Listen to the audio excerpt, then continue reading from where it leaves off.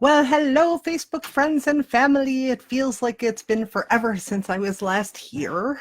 Actually, it was kind of last week. And I apologize again for the fact that I had to cancel and reschedule and all these things. And, sometimes life just happens. And then with Labor Day weekend, I was like, I forgot it was Labor Day weekend. Nobody's going to be around probably watching Facebook Lives. And so I figured that today would be the best day to come back for day 20 of 21. Hello, Daisy May. Thank you for joining in. And so today's topic is fear and negative thoughts.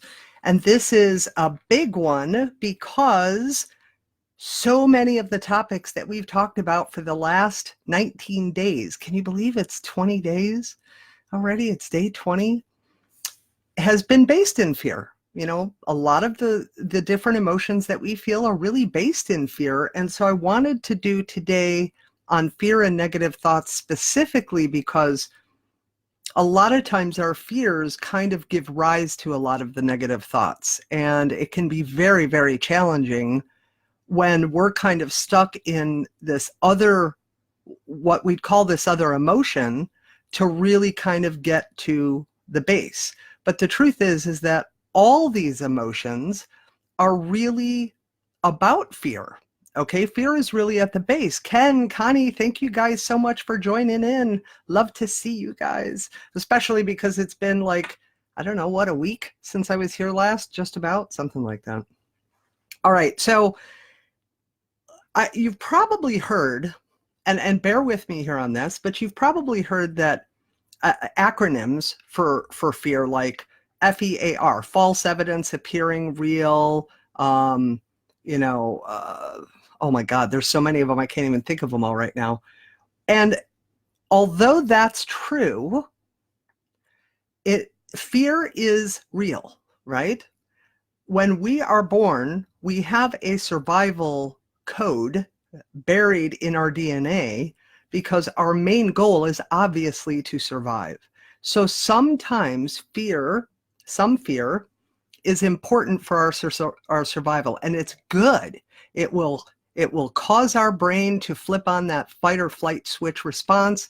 It will begin to kick out cortisol and adrenaline and norepinephrine, among other chemicals that actually give us speed, strength, and agility if we should need to survive. And it's important. The problem with fear is when we've had experiences and we have associated that fear from a neural pathway perspective in our brain that kind of gets grooved in, and then we kind of sit in that fear when something else happens that's kind of similar. Again, it kicks out it turns on the fight or flight response, it kicks out these chemicals in the body, and we feel it as what we might diagnose as post-traumatic stress disorder, okay? So that's the extreme, right? That's anxiety taken to a panic level. Remember, anxiety was based in fear. That's taken to a very heightened level that's tied to a very specific experience that then kind of gets repeated over and over. But the base of it is still fear. So when you hear these things like fear, it means false evidence appearing real, it's kind of true in a way, because what we're doing is taking an actual experience that we've had and kind of putting it into a future place. And then when something happens kind of in the moment of now, where it's kind of similar to this thing that happened in the past, our mind interprets that and says, oh, it's kind of the same. And then our mind starts going silly, crazy with all kinds of negative thoughts. So we can have negative thoughts about things, but they're always going to be based in fear. And I'm not talking about the kind of terrifying fear like someone who has post-traumatic stress disorder and went through a very harrowing or scary situation or a fight for their life. I'm not talking about, I'm a little afraid of the dark, okay? And I can't sleep at night unless I have a night light on. I'm talking about that kind of fear that is kind of unknown to us, right? It's like, I hope that my partner understands when I tell him or her this thing that happened, that they won't get mad. There's this underlying little fear of that loss, right? That my partner will get mad. I'm afraid they'll get mad. Or I have to tell my parents that I dropped this class in college and they're paying for my school, and I'm afraid they're going to be disappointed in me, or they're going to yell at me, or they're going to cut off my funding, right? So the fear I'm talking about is not to the absolute extreme based on past situations that may have happened in your life. This is all relevant to it, but we're not dipping, that deeply into that. And I'm not talking about kind of those fears that are, I'm afraid of spiders. Okay. It's more of that unknown fear that kind of rules the show and is running the program in the back of your mind, because that is the fear that kind of gives rise to a lot of negative thoughts and a lot of other emotions that then we get trapped and caught in, and we struggle to kind of make it through. So one of the ways that I always like to share with people, and I always shared with my clients, was that there are kind of two parts of us. I'm not talking the spiritual part. There are kind of two parts of us as this human being. There's this physical side to us, the blood, bone, mass, cell structure. And then there's this more mind consciousness side, okay? And I would go into a much deeper explanation of all of this, but for the sake of keeping the live shorter today and giving you just kind of that toe dip and giving you some solutions, I'm not going to go as deeply into it. So let's just kind of look at it really briefly. On the physical side, we have this brain, right? And we have this blood and this bone and this mass and this cell and this structure, right? I can feel my hand, and I know there's skin and blood and bone there. And the physical side to us on a brain side is that the brain cares about running the systems of your body. Just think of it like a supercomputer. It has programs automatically downloaded into it via our DNA and via the survival nature and goal, right, of the brain is to keep the body in survival. But this mind consciousness piece is much more variable. And I always liken the mind to, say, like a guard, a sentry, right? The old time guards and sentries that would stand at the gates and not let anybody pass through the gate that wasn't allowed to be inside, that wasn't for the benefit and the highest good of the kingdom. Well, our mind, this consciousness piece, is really that guard and that sentry. And what it does is it takes all this outside data, meaning all your experiences. Oh, it's bright in here. Oh, the sun is shining. Oh, the grass feels velvety under my feet. Oh, that person was, snippy and rude to me at the store. It takes all those experiences and it has to discern and decipher what it all means, right? And when it does that and it gives it a meaning, it then kind of instructs that experience to kind of get stored away in the brain, right? In a little file folder. And that little file folder might be called nervousness. It might be called confusion. It might be called joy. It might be called scared. It might be called anxiety. It might be called depression. It might be called a million and one things. And then what happens is the more experiences we have, the mind is doing this instantaneous comparison. And I'm not talking about the kind of comparison that we do consciously, like, oh man, I hope I'm good enough for that. Or, God, did you see the way she did that? I wish I could do it that way. Or, I can't believe he's doing that. I wish I could do that. Like, I've been doing that for years. Why can't I do it at the level he's doing that at? That is a different kind of comparison. What I'm talking about is the mind does this instantaneous comparison to see if this new experience I'm having is the same or similar to one I've had in the past.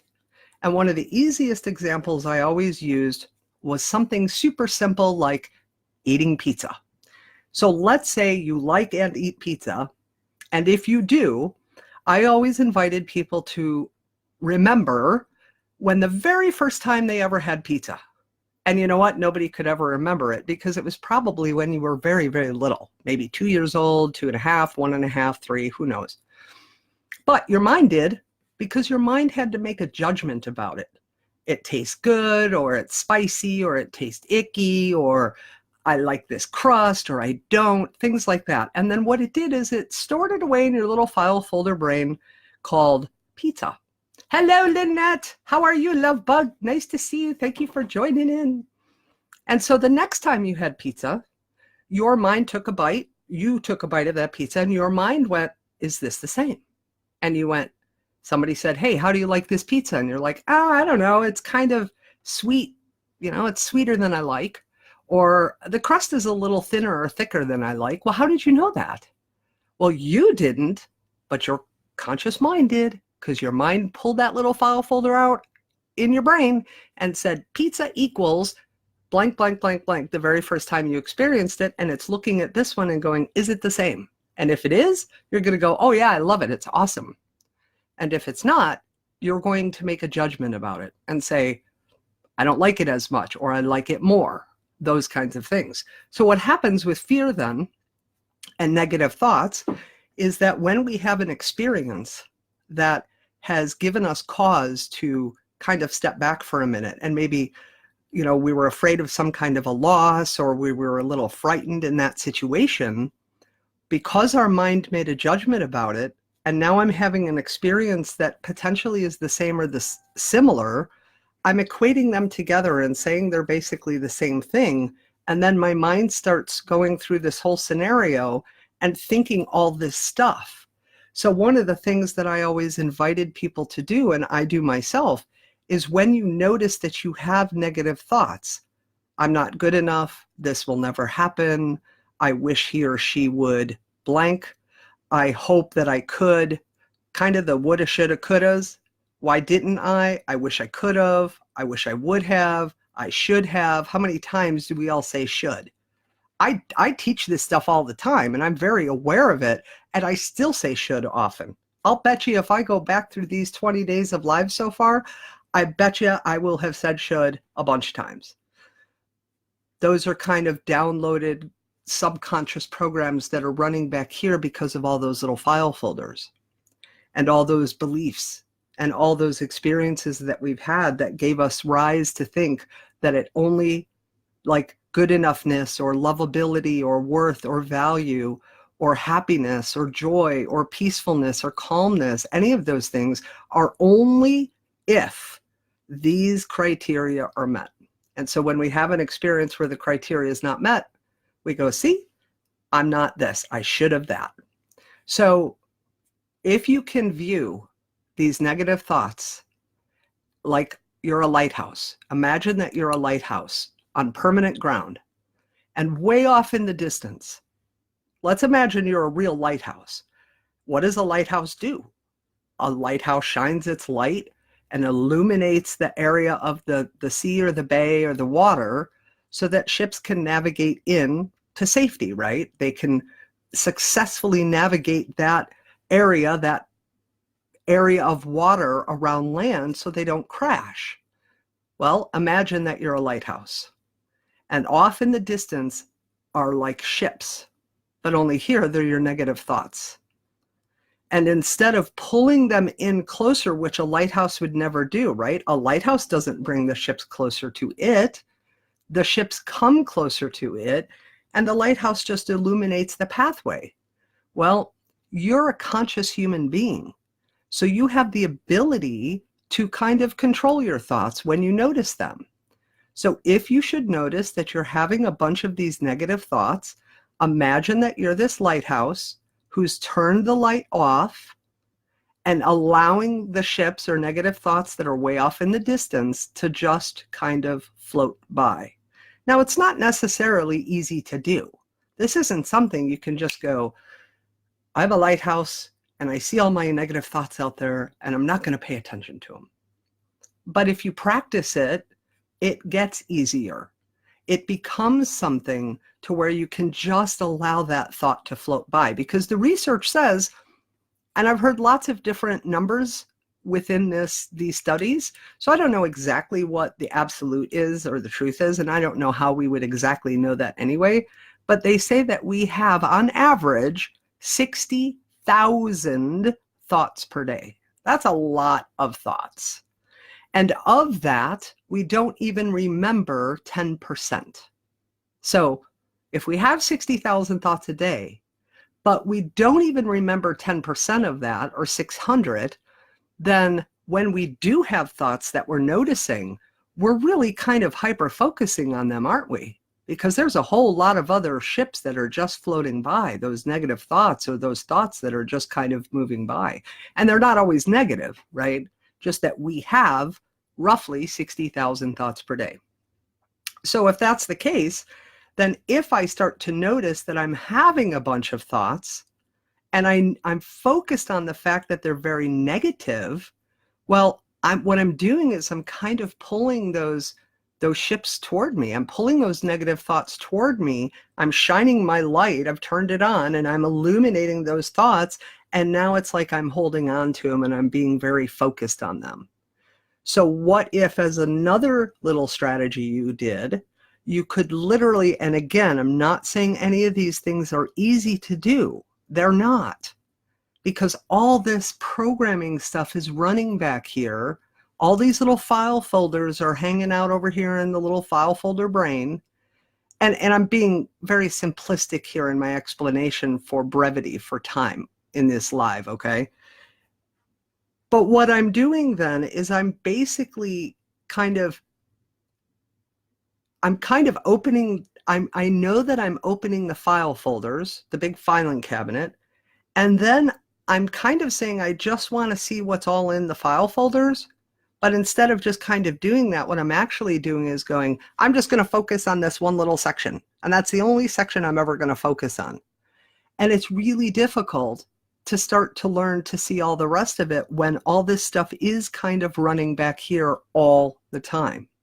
So one of those things that you can do then is, when you start to notice that you're having a lot of those negative thoughts, that there are these fears that are kind of there that are stopping you, like, man, I really want to start my business, but I'm not sure that I can, or I'm good enough, or do I have enough money, or do I have the know-how? Oh, I'm not technologically savvy. I don't know how to do that.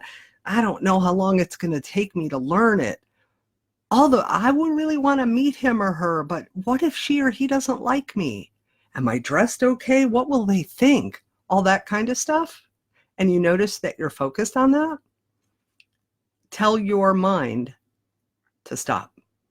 Now, I don't care how you say it. How I always taught my clients, and I won't do it here on the live, just for honoring sake of those people that might hear the replay and not appreciate the language. But if you know what STFU means, shut the up, okay? What I taught my clients and friends, family, and what I do myself is, when I start to notice that I'm focused on a negative thought, or having a feeling that is repetitive, and I can't seem to let it go, I can't seem to push it out of my mind, it keeps creeping back in. At some point, I kind of get tired of it being there, because really I want to turn my little lighthouse light off and not illuminate that ship that has come close to me. And I kind of pulled it in and am focused on it. So I kind of want to, like, ignore it a little bit, right?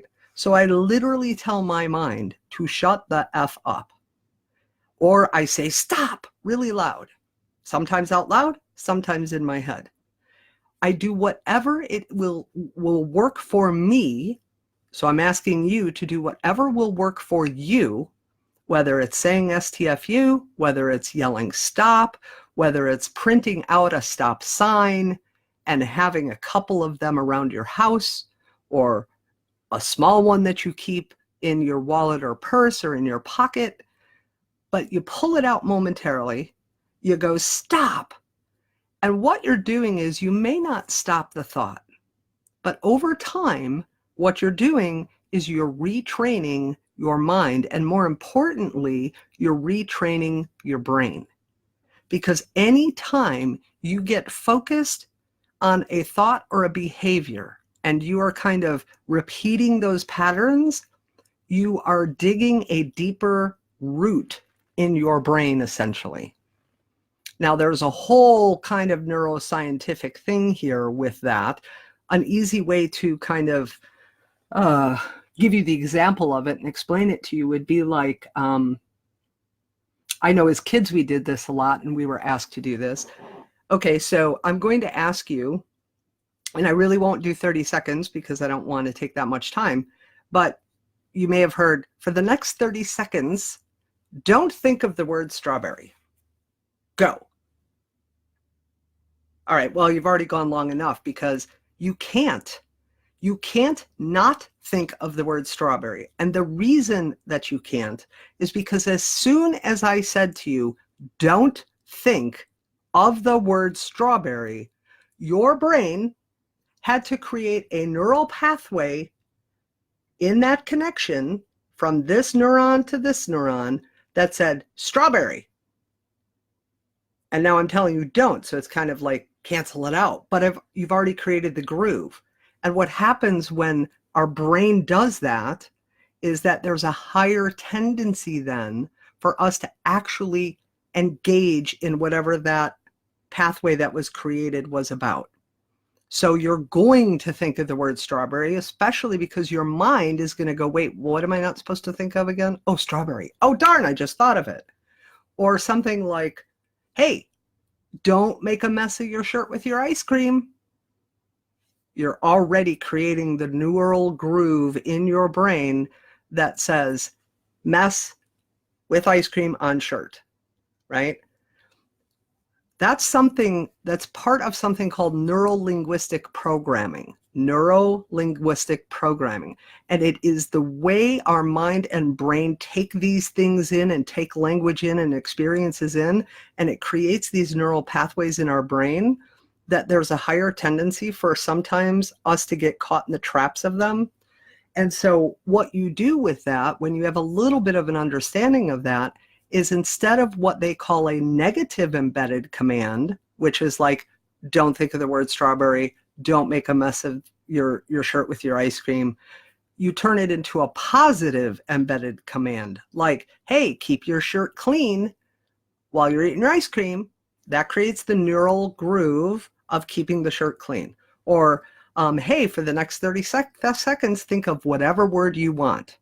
Or the negative would be, hey, don't fall down the stairs, be careful, hold on to the railing. The positive would be, hey, be cautious as you're going down the stairs and be safe. Kind of similar, but different. And it's creating a different neural groove. So the other thing you can do when you get negative thoughts, which are just based in the fears that are running the show from all the experiences you've ever had, where they're not to the extremes on either side, okay? And most of the time, you're probably not even aware of what those fears and negative thoughts are that are kind of flittering through your mind like the ships out, way out in the distance. So when they're in front of you, you can't let them go and you just keep focusing on them, or they keep coming up and bothering you. That's when you have to step in and do these few things, like tell it to stop, or STFU, imagine that you're that lighthouse, right? And just keep it way out there at bay. And then the third thing that you can do is write down, how would I feel if I didn't have this thought or this fear? How would it affect me if I didn't have this thought or this fear? Would my life change if I didn't have this thought or this fear? What would happen if I didn't have this thought or this fear? Those kinds of questions. And the reason I gave you a bunch of different questions is because it could be so different for each person. You know, I mean, one question isn't a one question fits all kind of thing. So it's really kind of questioning, what is this negative thought or feeling that I have? What is it causing me? Is it causing me stress? Is it causing me anxiety? Is it stopping me from making a decision? And so that's another question you could ask too, is what is it costing me? Oh, it's costing me living my dreams, or it's costing me going out looking for that new job, or it's costing me finding a way to get that new car, or it's costing me a way to kind of meet the person of my dreams who I just met, but I'm too afraid to talk to them, right? So you have to kind of ask them, because the thoughts and the fears are not going to go away all on their own just because you say, go away. You have to understand, one, kind of how they got put into place first, and that way you have the power to start dismantling them.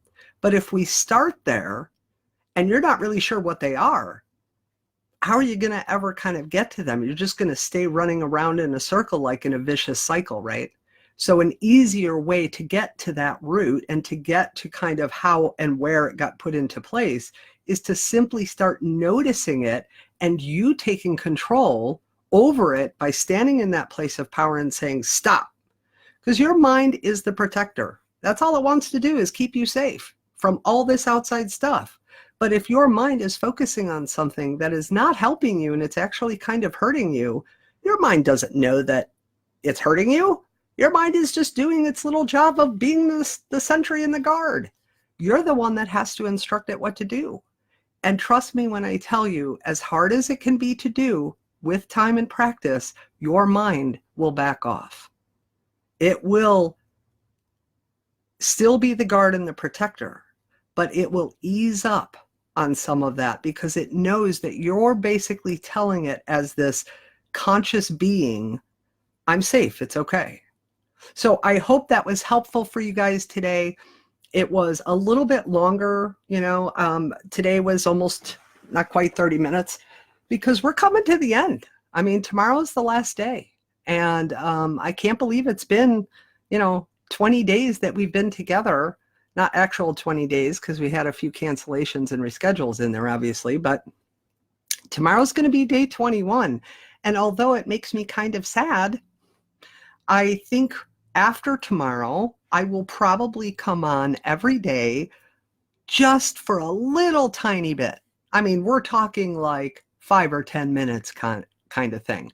And that might be to share something with you. That might be to give you a little insight about something. That might be to answer a question somebody's reached out to me about. But I don't know. I'm going to miss you guys. So I feel like I want to come on every day for just, a little bit of time. That way I can say hi kind of thing. So I hope it's helpful. If there's any questions you have, you always know you can reach out to me.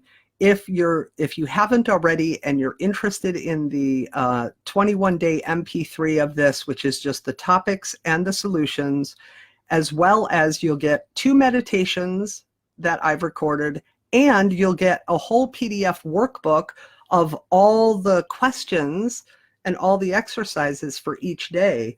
Just pop your email off to me. I'll make sure you get on that list. If you think you know people that might benefit from this, please share the lives out, as well as share that information about the MP3 that they can get for free. For now, I love you guys so much. You're amazing. And I'm so blessed to always have your support. And I'm always just so damn happy to be here. Oh, and the other thing is how exciting is I've had a YouTube channel for years, but I never really did anything with it. I kind of created an anniversary video for my husband many years ago, and that stuff was private. And then I created a song last year that I had put up on my YouTube, and that's basically all I had on there. Well, I went, wait a minute, why am I not utilizing YouTube? That's another great place to share all of this information, right? So as of today, I think some of the first episodes of the 21 days have been uploaded now to YouTube. So if you know people that kind of aren't on Facebook and may never see this and they might be interested, I'm going to post something later about it, but please feel free to go to my YouTube channel. I'm like so excited. Susan Dascenzi. I would love to see a couple people hit like or subscribe because that would make me feel good and make me feel that I'm not crazy. I'm not crazy. So I love you all. Thank you so much. I'll see you guys tomorrow at 10 a.m. It's a different time tomorrow because I have plans for the rest of the day and I won't be able to go live in the afternoon. So it's at 10 a.m. Central Time tomorrow for the final day, which is on happiness and authenticity. So I hope to see you guys tomorrow. Have an awesomely fearless day today. And if you notice those negative thoughts, just squish them out and eventually they'll go away. I'll see you tomorrow at 10. Ciao for now.